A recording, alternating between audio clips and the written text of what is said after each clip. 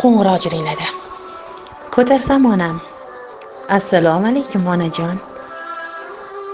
Onam ming xavotirda. Yaxshimisan jon qizim? Sog'liqlaring yaxshimi? Tinchmisan? Bolalaring yaxshimi deb so'rab qoldilar. Tinchmi onajon? Nega buncha hadik bilan so'radingiz? Voy bolam, bugun bir tush ko'rgandim.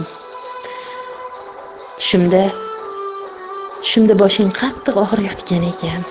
Onajonim, ko'ngli pok onam. Boshim og'riyotganini qayoqdan sezdilar? Jim bo'lib qoldim. Xo'sh, yana-chi? Farzandlaring maktabga ketgandir. Ha, ketdi. Ularni ham tushingizda ko'rdingizmi? Yo'q bolam. Tushimda emas. Xayolimga bir narsa kelib qoldi. Qiynalmayapsanmi? Bir zumgina jim turdim-u, onamning qalbiga tasanno degim keldi. Yo'q onajon, nimadan qiynalaman? Bolam. Ersiz ayolsan. Har xil vaziyatlar bo'ladi. Gohida yoningga yugurib bora olmayman. 4 issiq non ilinib yoki 3-4 so'm ilinib bera olmayman. O'zimdan ortmayman men ham. Ish joyingda ham maoshing uncha yaxshi emas. Farzandlaring katta bo'lishyapti. Yeyman, kiyaman deb yurgan payti bo'lsa, achinaman-da bolam.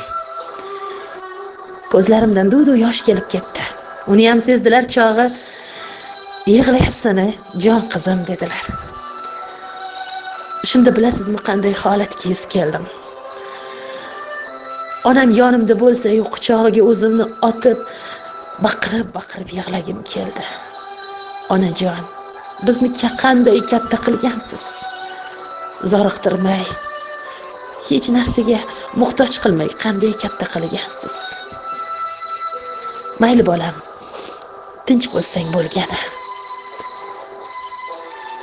Go'shakni qo'ydilar u. Jonimni yulib olib ketdilar. Onam tuni bilan meni o'ylab yotgandirlarki, tushlariga kirgandirman. Onajon, qornim och, ustim yalang'och qolgani yo'q. Lekin sizlarni juda ham sog'indim. Nondan ko'ra mehringizni sog'inibman. Bugun sezdim. O'rnimdan turdim-da, farzandlarim maktabdan kelgunicha tayyorgarlik ko'rdim.